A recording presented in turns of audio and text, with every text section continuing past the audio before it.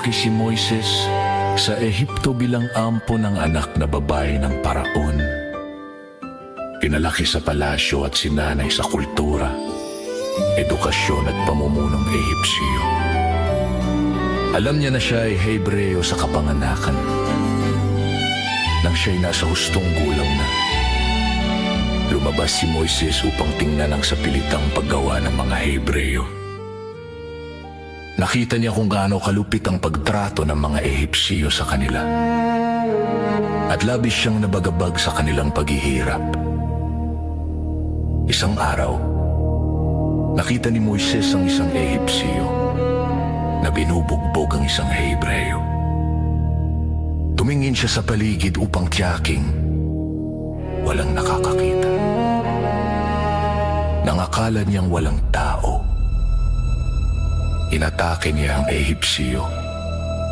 Pinatay ito at itinago ang bangkay sa buhangin.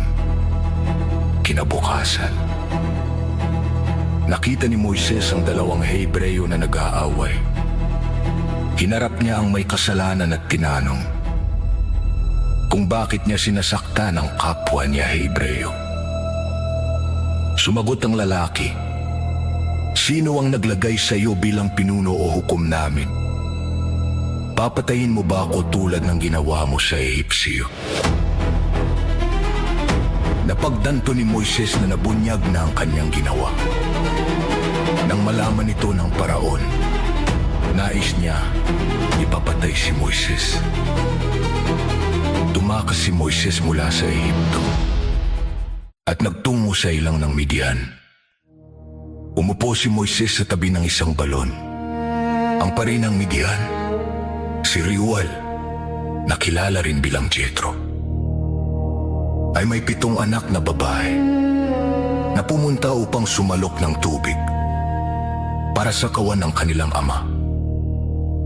Dumating ang ilang pastol at itinaboy ang mga babae upang mauna silang magpainom ng kanilang mga kawan.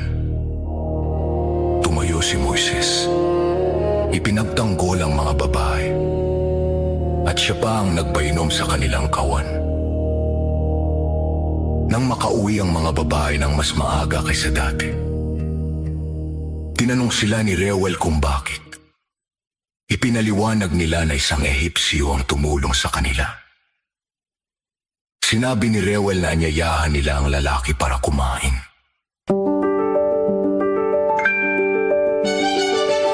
Tinanggap ni Moises ang panyaya at nanirahan kasama ang pamilya ni Reuel. Ibinigay ni Reuel ang kanyang anak na si Zipporah kay Moises upang maging asawa. Nagkaanak sila ng isang lalaki at pinangalanan nitong Gershom ni Moises, sapagkat sinabi niya, "Ako'y naging dayuhan sa isang banyagang lupain." Sa panahong ito, namatay ang paraon na nagnais pumatay kay Moises. Isang bagong paraon ang namuno sa Ehipto. Patuloy na naghirap ang mga Israelita sa pagkaalipin. At tumaing sila sa Diyos. Tininig ng Diyos ang daing ng mga Israelita at naalala ang tipang ginawa niya sa kanilang mga ninuno. Inihahanda niya ang pagliligtas.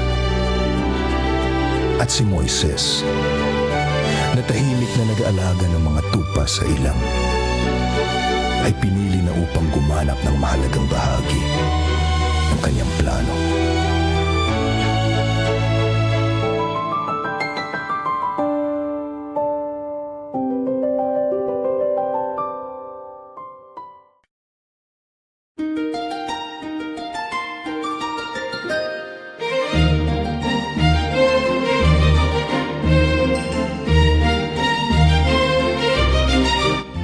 You've been listening to a dramatization of Moses the Shepherd, a story by Waffle Island.